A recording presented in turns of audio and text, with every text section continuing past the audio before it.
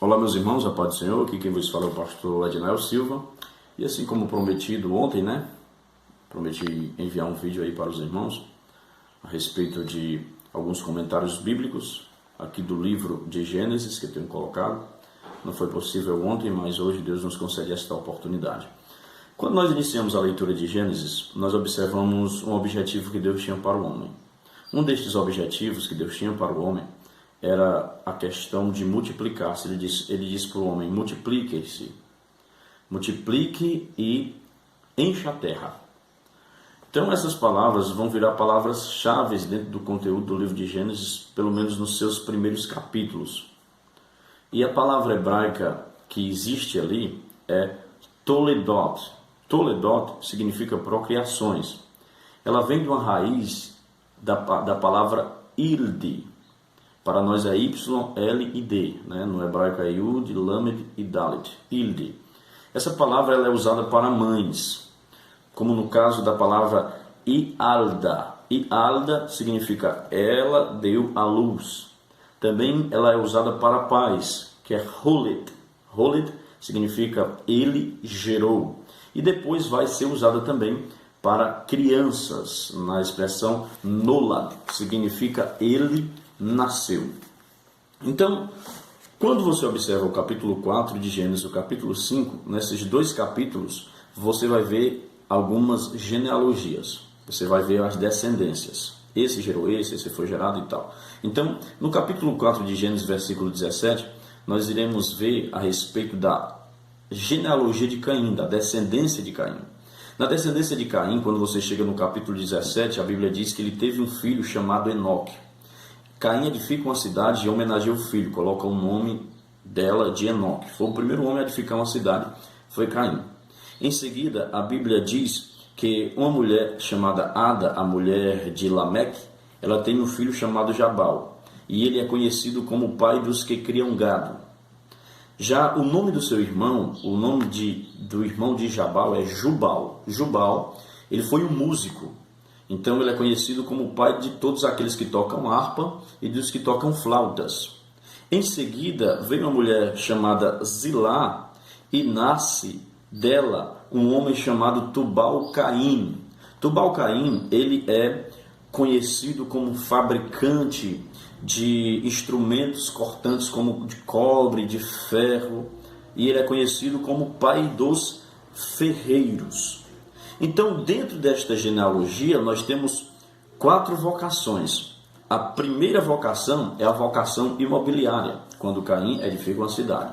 A segunda vocação desta geração é a vocação da agropecuária, quando se cuida de gado. A terceira vocação é a vocação da arte, da música, quando se fala de flautas e de harpas. E a quarta vocação é a vocação da indústria, quando se fala de ferros e de cobres. Temos estas 4 vocações dentro deste capítulo 4. Mas observe que até aí, essas pessoas na geração de Caim, elas só faziam, mas não geravam em si. Então há uma diferença entre você fazer e uma diferença entre você gerar. Há muita gente fazendo, mas não está gerando. Há muita gente fazendo porque acha legal, mas muitas vezes estamos fazendo e Deus não está se agradando, porque a vocação é para gerar, a chamada de Deus é para gerar. Gerar o quê? Gerar filhos espirituais, gerar frutos espirituais. Então, muitas pessoas estão preocupadas com isso, em fazer. E nem se preocupa se Deus está se agradando. E quando você chega na geração de Sete, no capítulo 5, porque enquanto tem a geração de Caim, que só faz e não gera, Deus não conta os seus filhos e não conta os seus anos. Há muitas pessoas, irmãos, que acham porque está cantando, que acham porque está pregando, que acham porque está fazendo alguma coisa, acha que Deus está se agradando, mas na verdade ele só faz e não gera.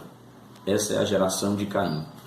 Não se conta os dias, não se conta os filhos, mas quando chega no versículo 26, do capítulo 4, a Bíblia vai dizer: a Sete nasceu-lhe também um filho, ao qual pôs o nome de Enos. Daí se começou a invocar o nome do Senhor.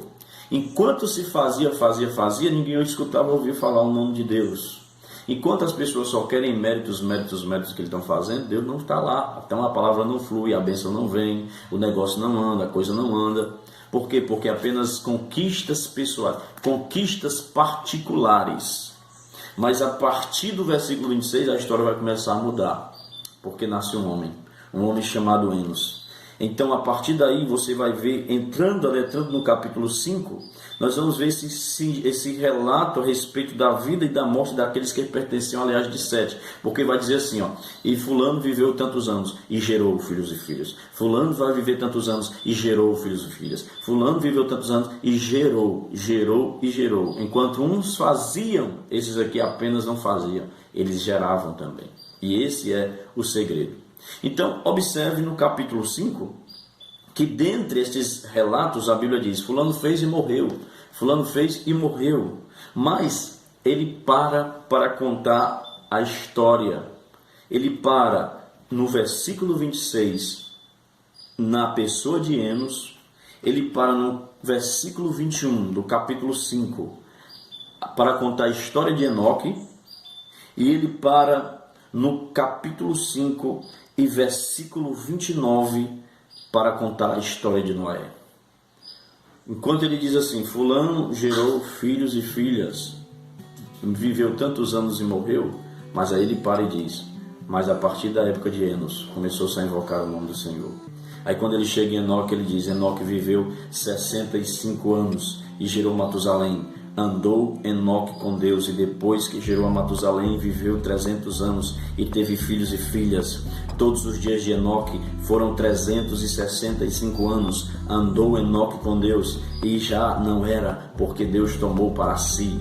Aí quando chega aqui no versículo de número 29, diz, no versículo 28, Lameque viveu 180 anos e 182 anos e gerou um filho, pôs-lhe o nome de Noé, dizendo: este nos consolará dos nossos trabalhos e das fadigas de nossas mãos nesta terra que o Senhor amaldiçoou. E daí em frente conta a história de Noé. O que eu estou querendo dizer com isso? É que no meio de uma geração que vivia na mesmice, que só vivia, gerava filho e morria, estes homens não apenas viveram e não apenas geraram, eles fizeram a história. Eles marcaram a sua geração. Enquanto fulano vive, gera e morre, ele está dizendo: na época de Enos, começou a invocar o nome do Senhor. Enoque andou com Deus, e não era mais Enoque, porque Deus já tomou para si, que é o símbolo da igreja. A igreja está no mundo, mas daqui a pouco a igreja não estará mais no mundo, porque Deus a tomará para si. E depois conta a história de Noé. Ei, meu irmão, talvez muitas pessoas estão querendo fazer a mesma coisa, todo dia, vivendo na mesmice. A palavra de Deus para você é essa: marque a sua geração, faça a diferença na sua geração, invoque o nome do Senhor, prepare um culto para o Senhor como preparava Enos, tenha comunhão com Deus como teve Enoque, e sirva a Deus como servia Noé. Faça a diferença na sua geração, se destaque no meio dela. Que Deus abençoe. Anote alguma coisa aí. Essa é a aplicação da palavra, é a aplicação de uma genealogia que está aqui dentro da Bíblia. O importante não é apenas a vocação, o importante é a comunhão, é o serviço, é a adoração. Deus te abençoe, no nome de Jesus.